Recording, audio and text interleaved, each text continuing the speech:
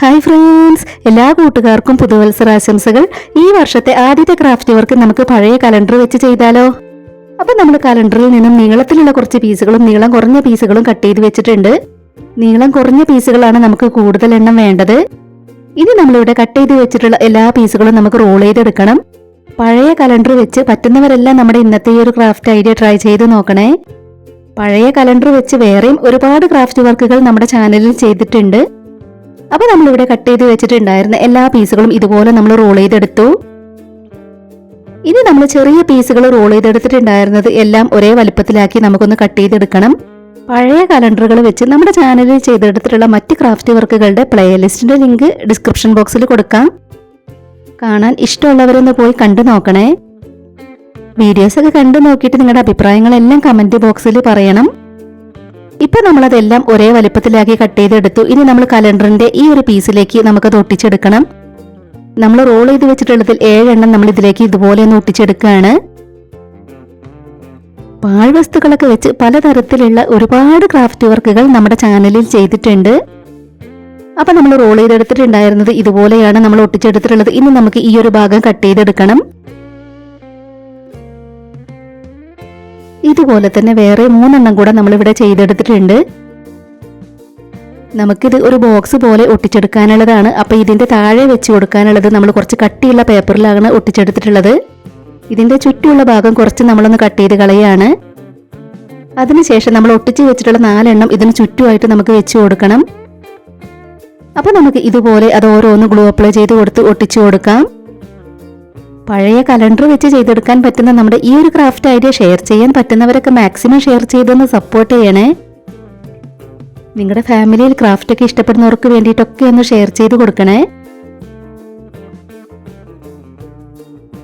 ഇതുപോലെ നമ്മൾ ചെയ്തു വെച്ചിട്ടുണ്ടായിരുന്ന 4 പീസും അതിന് ചുറ്റുമായിട്ട് നമ്മൾ ഒട്ടിച്ചെടുത്തു.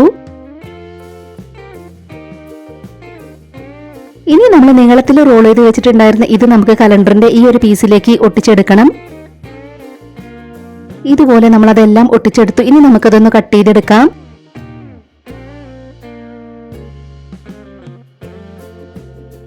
കട്ട് ചെയ്ത് കൊടുത്തതിന് ശേഷം ഇതൊന്ന് വളഞ്ഞു നിൽക്കാൻ വേണ്ടി ഈ ഒരു ബോട്ടിലിൽ നമ്മൾ ഇതുപോലെ ഒന്ന് ചെയ്തെടുക്കുന്നുണ്ട്. നമുക്കത് ഇതുപോലെ കിട്ടിയിട്ടുണ്ട്.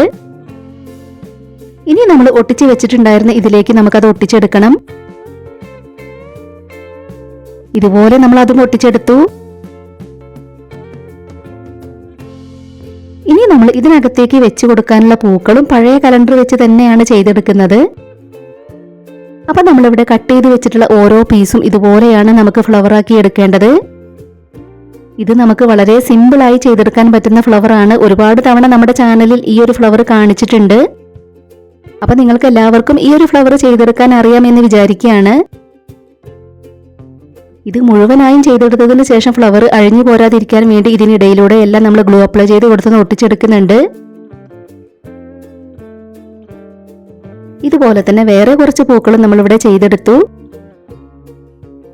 ഇനി നമ്മൾ ചെയ്തു വെച്ചിട്ടുണ്ടായിരുന്ന ഇതിനെല്ലാം നമുക്കൊന്ന് പെയിന്റ് ചെയ്തെടുക്കണം. ഇതിൽ നമ്മൾ വൈറ്റ് കളർ പെയിന്റ് ആണ് കൊടുത്തെടുക്കുന്നത്. ഫ്ലവർ വെച്ചു കൊടുക്കാനുള്ളതായതുകൊണ്ട് ഇതിനടിയിൽ നമ്മൾ പെയിന്റ് ചെയ്ത് കൊടുക്കുന്നില്ല. കുറച്ച് പൂക്കൾക്ക് നമ്മൾ പിങ്ക് കളറും കുറച്ച് പൂക്കൾക്ക് വൈറ്റ് കളർ പെയിന്റുമാണ് കൊടുത്തെടുത്തിട്ടുള്ളത്.